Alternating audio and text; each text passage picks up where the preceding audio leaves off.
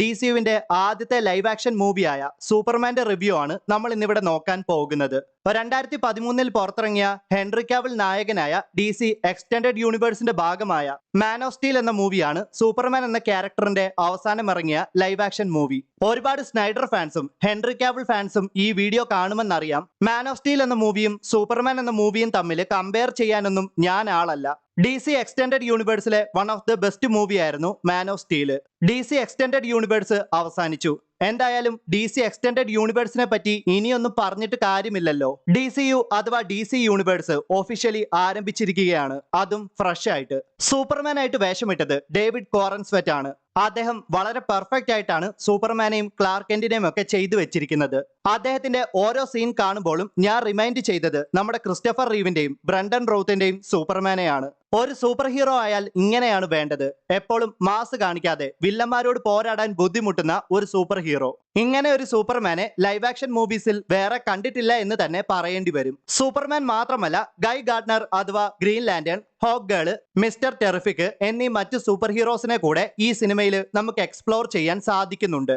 ഇവരുടെ കൂട്ടത്തിൽ മിസ്റ്റർ ടെറിഫിക്കിനാണ് കൂടുതൽ സ്ക്രീൻ സ്പേസും പ്രാധാന്യമൊക്കെ ലഭിച്ചതെന്നാണ് എനിക്ക് തോന്നിയത്. നിക്കോളാസ് ഹോൾട്ട് ചെയ്യുന്ന ലെക്സ് ലൂതർ ഒരു രക്ഷയുമില്ലായിരുന്നു. അദ്ദേഹവും വളരെ പെർഫെക്റ്റ് ആയിട്ട് തന്നെ തനിക്ക് കിട്ടിയ ആ കൊടൂര വില്ലൻ കഥാപാത്രത്തെ നന്നായിട്ട് ചെയ്തിട്ടുണ്ട്. സൂപ്പർമാൻ ഭൂമിയിലെത്തിയിട്ട് 30 വർഷങ്ങൾക്ക് ശേഷം നടക്കുന്ന കഥയാണ് ജെയിംസ് ഗണ്ണിന്റെ സൂപ്പർമാൻ പറയുന്നത്. സൂപ്പർമാന്റെ ഒറിജിനും അദ്ദേഹത്തെ ആരൊക്കെയാണ് എടുത്തു വളർത്തിയതെന്നും അദ്ദേഹം തന്റെ പവേഴ്സിനെ പറ്റി എങ്ങനെ അറിഞ്ഞെന്നുമൊക്കെ മുൻപറങ്ങിയ ഒരുപാട് സൂപ്പർമാൻ മൂവീസിലും സീരീസിലുമൊക്കെ പലവട്ടം നമ്മൾ കണ്ടിട്ടുണ്ട്. അതൊക്കെ കാണിച്ച് വെറുതെ ഫാൻസിനെ ബുദ്ധിമുട്ടിക്കേണ്ടെന്നും വെറുതെ ടൈം വേസ്റ്റ് ആക്കണ്ട എന്ന് വിചാരിച്ചിട്ടുമാകാം സൂപ്പർമാൻ ഭൂമിയിലെത്തിയിട്ട് 30 വർഷത്തിന് ശേഷമുള്ള കഥയായിട്ട് കാണിക്കാൻ ജെയിംസ് ഗണ്ണ് തീരുമാനിച്ചത്. റൈച്ചൽ ബ്രോസ്നൻ ചെയ്യുന്ന ലോയിസ് ലൈനെ എനിക്ക് ഒരുപാട് ഇഷ്ടപ്പെട്ടു.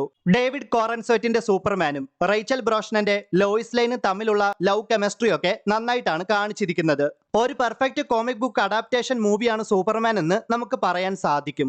ഇതാണ് സൂപ്പർമാൻ, ഇങ്ങനെ വേണം സൂപ്പർമാൻ. എന്തായാലും ഞാൻ പ്രതീക്ഷ സൂപ്പർമാനെ തന്നെയാണ് ജെയിംസ് ഗണ്ണ് ഈ സിനിമയിലൂടെ ഡെലിവർ ചെയ്തിരിക്കുന്നത്.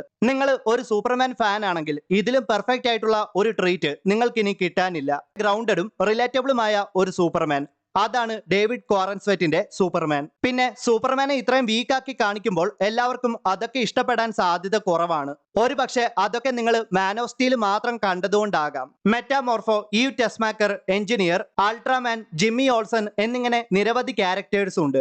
ആ ക്യാരക്ടേഴ്സിനെ ചെയ്ത ആക്ടേഴ്സ് ആയാലും ആ ക്യാരക്ടേഴ്സിന്റെ പ്രാധാന്യവുമെല്ലാം സൂപ്പർമാൻ എന്ന മൂവിക്ക് അനുയോജ്യമായ രീതിയിൽ അവരെയൊക്കെ ഒരു ഫ്രഷ് ആയിട്ടുള്ള യൂണിവേഴ്സിലേക്ക് ഇൻട്രോഡ്യൂസ് ചെയ്യണമെന്ന രീതിയിലാണ് ജെയിംസ് ഗണ്ണ് ചെയ്തു വെച്ചിരിക്കുന്നത്. ക്രിപ്റ്റോ ദ സൂപ്പർ ഡോഗിന് നല്ലൊരു സ്ക്രീൻ സ്പേസും പ്രാധാന്യവും ഈ സിനിമയിൽ ഉടനീളം നമുക്ക് കാണുവാൻ സാധിക്കും. DC യൂണിവേഴ്സിൽ ഇനി അടുത്തതായിട്ട് വരാൻ പോകുന്ന മൂവീസിലെ പ്രധാനപ്പെട്ട 2-3 ക്യാരക്ടേഴ്സ് ചെറുതായിട്ടൊന്ന് ഫേസ് കാണിച്ചിട്ട് പോകുന്നുണ്ട്.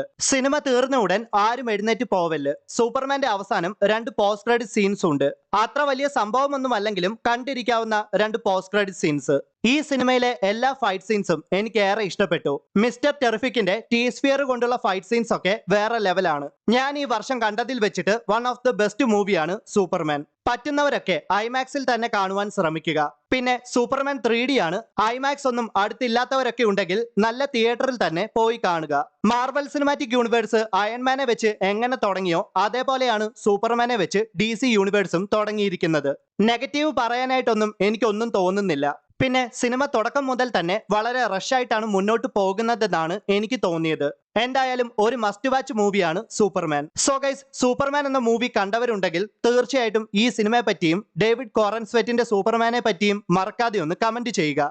വീഡിയോ ഇഷ്ടമായാൽ തീർച്ചയായിട്ടും ലൈക്ക് ചെയ്യുക, മറ്റുള്ള ഫ്രണ്ട്സിനും ഷെയർ ചെയ്യുക. അപ്പോൾ മറ്റൊരു വീഡിയോയിൽ വീണ്ടും കണ്ടുമുട്ടാം. അതുവരേക്കും ബൈ.